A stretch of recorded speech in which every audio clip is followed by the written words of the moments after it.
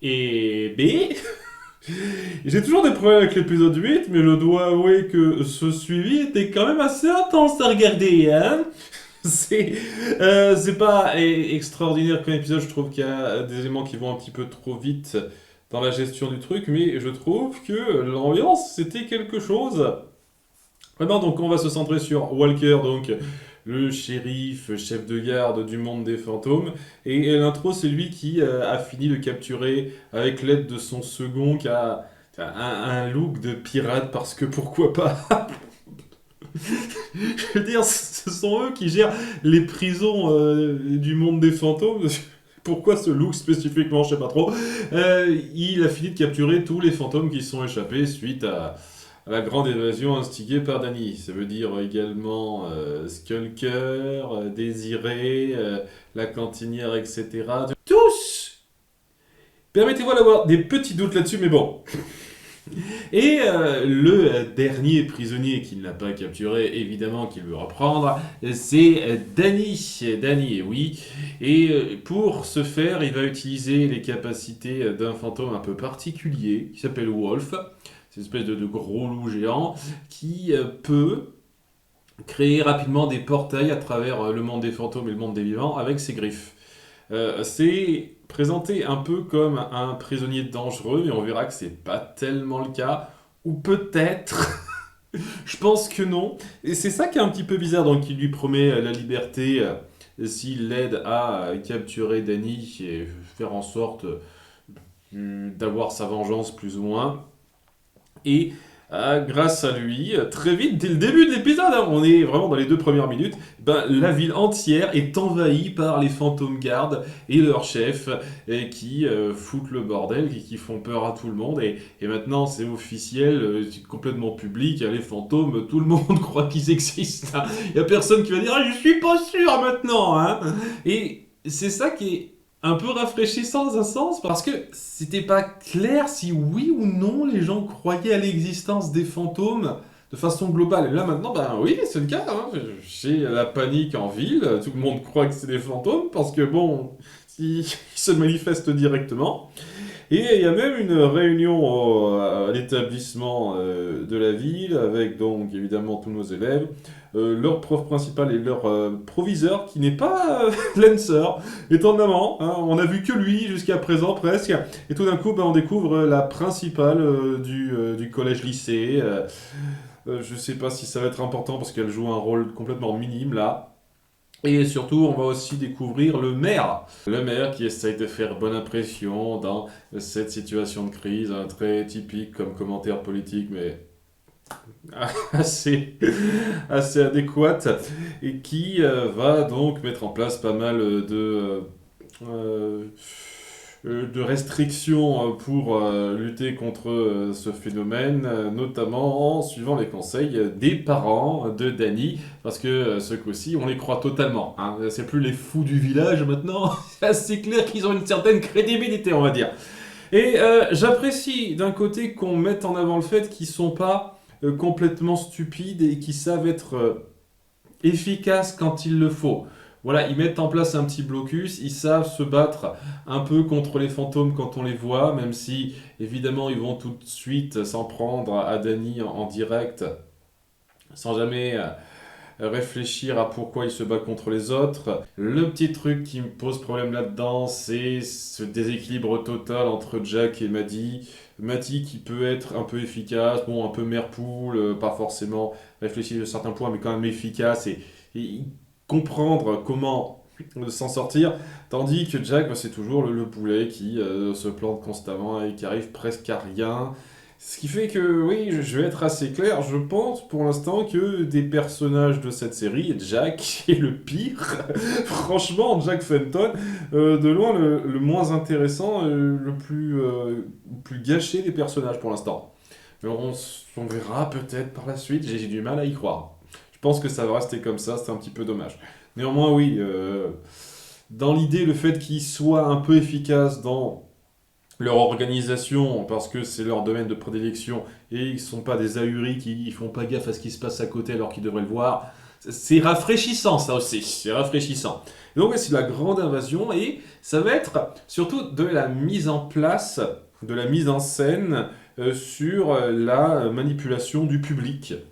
Voilà, il y a les différents fantômes gardiens et Walker qui vont prendre possession de plusieurs personnes et qui vont mettre en place le narratif comme quoi Danny, fantôme, ah bon, il donne pas son nom, même si ils savent que c'est Danny, le fils des Fenton qui s'occupe du problème. C'est un peu...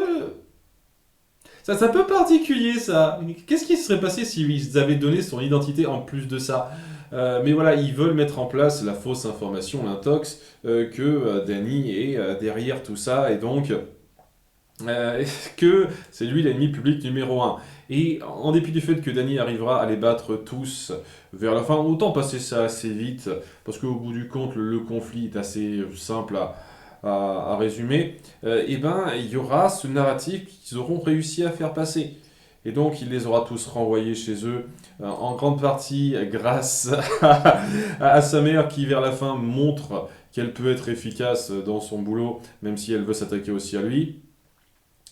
Et ben ils auront donné cette fausse information globale, comme quoi Danny Phantom est une menace constante contre laquelle lutter. Et mettre en place aussi ce sentiment d'enfermement par rapport aux autres pour le faire revenir en prison de son côté. Je trouve que cette approche est très intelligente, très cruelle et vraiment intéressante. Et oui, ça met en place un nouveau statu quo totalement, hein. À la fin de l'histoire, les gens savent de façon claire que les fantômes existent, sont une menace, et en plus de ça, que Danny devrait être le fantôme ennemi public numéro un, alors que bien entendu ce n'est pas le cas. Ça, je trouve que c'est brillant. C'est vraiment brillant dans cet épisode, et c'est un truc qui me plaît beaucoup. Je peux pas m'empêcher de trouver que c'est un peu grossier sur certains points, notamment à cause de Jack, ce qui fait que j'aime pas tout à fait autant cet épisode que l'épisode 9, désolé. Mais oui, j'aime beaucoup la thématique mise en place. Et même l'histoire de ce gars Wolf qu'on va imbriquer là-dedans, je trouve que c'est intéressant mais un peu rapide. C'est un bagnard, on ne sait pas pourquoi, qui parle espéranto. Tucker le parle un petit peu parce que c'est une sorte de langage des nerds, un truc comme ça, une blague pas très drôle. Et au bout du compte, il n'est pas du tout vraiment du côté de ceux qui l'ont enfermé pendant tout ce temps. Il y a un petit truc, une petite camaraderie qui va se nouer entre lui et Danny, alors qu'il se rend compte qu'il est un peu contre ceux, il est un peu l'ennemi de son ennemi. Et au bout d'un moment, grâce à Tucker principalement, il le libéra de son collier, cette espèce de collier que Walker et les autres utilisent pour le contrôler, ce qui fait qu'il sera reconnaissant et qu'il l'aidera lors du combat de fin, et qui sera renvoyé en même temps que Walker dans le monde fantôme via un pistolet de portail de sa mère. C'est quand même très pratique, hein. C'est quand même beaucoup plus rapide que le thermos où tu les enfermes, puis tu dois t'emmerder à le remettre devant le portail. Là, non, direct, t'as un petit portail rapide qui remet directement dans le monde des fantômes. Ah, ce serait cool s'il pouvait avoir accès à ça, ça irait plus vite. Et ouais, quoi, on met en place quelque chose avec ce personnage qui va clairement réapparaître, de même que Walker, c'est clair et net que c'est pas terminé avec lui. Je trouve ça intéressant, c'est juste que ça va peut-être un petit peu vite et j'espère qu'on aura des révélations, des réponses un peu satisfaisantes sur ce qu'il fait là, son histoire en fait. Qu'on le développera un peu plus et pas juste, voilà, maintenant on sait qui c'est, on n'a pas plus à en dire, ça va juste être un personnage maintenant, sans développement de l'ordre particulier. J'espère qu'on ira plus loin. Et oui, à côté de ça, il y a pas mal de détails qui font que ça passe très bien cet épisode. Je pense que c'est mon deuxième épisode préféré. Pas tout à fait pouce levé, mais vraiment pas loin. Vraiment pas loin. Avec, par exemple, Jazz qui sait toujours que Danny est un fantôme et qui empêche un tout petit peu son père de l'attaquer directement pour prouver quand même qu'elle sait qu'il a un devoir et qu'elle est prête à l'épauler sans lui faire savoir. Il y a un moment que je trouve intéressant, en espérant qu'on aille plus loin, où vers la fin, il libère un petit peu tous les possédés de leurs fantômes, et c'est aussi un truc que je trouve très discutable. On voit au départ qu'ils sont genre une grosse douzaine facilement de fantômes à gérer, et à la fin il en bat que 4-5. J'ai- Il y avait tellement plus de possédés que ça, tellement plus de gens à gérer que ça, et sur la fin on le fait combattre seulement 4-5 fantômes avant Walker. Je trouve ça un peu bizarre. C'est pas super bien rendu ça, c'est pas très raccord cette partie-là, petit détail. Mais, enfin bref, ouais. Dans l'eau, dans les possédés, il sauve Paulina en premier. Et elle se rend compte que Danny Fantôme, c'est pas que c'est Danny, mais que le Danny Fantôme, est un fantôme gentil. Fantôme qui veut aider. Alors que les autres, bah, ils croient que Danny, bah, c'est un méchant fantôme. Donc, est-ce qu'on va jouer là-dessus, sur le fait que Paulina, c'est un petit peu que ce fantôme-là est pas un grand méchant. Et est-ce qu'on essaiera d'aller un peu plus loin que ça? J'espère vraiment, parce que ça semble mettre en place quelque chose. Donc c'est prometteur ça aussi. Il y a pas mal de petits détails comme ça, prometteurs, qui me donnent envie de voir la suite par rapport à ça. Et c'est vraiment dommage que l'épisode 8 soit nul à ce point. Je vous jure. C'est peut-être ça qui fait que j'arrive pas à l'adorer totalement à 100%. Alors que je trouve qu'il y a quand même beaucoup, beaucoup de bonnes choses là-dedans dans cet épisode 14. C'est que il fallait que ceux qui a lancé tout ça soient aussi grossiers.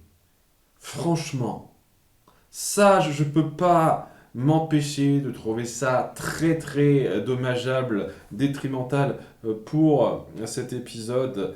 Mais oui, je vais essayer quand même de le voir un peu au-delà de l'épisode 8. Et au-delà de l'épisode 8, il est très très bien cet épisode. Ça fait plaisir d'avoir des épisodes comme ça.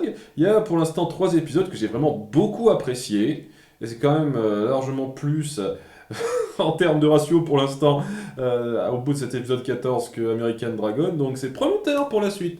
C'est prometteur pour la suite. Voilà. À bientôt pour l'épisode 15. Bye.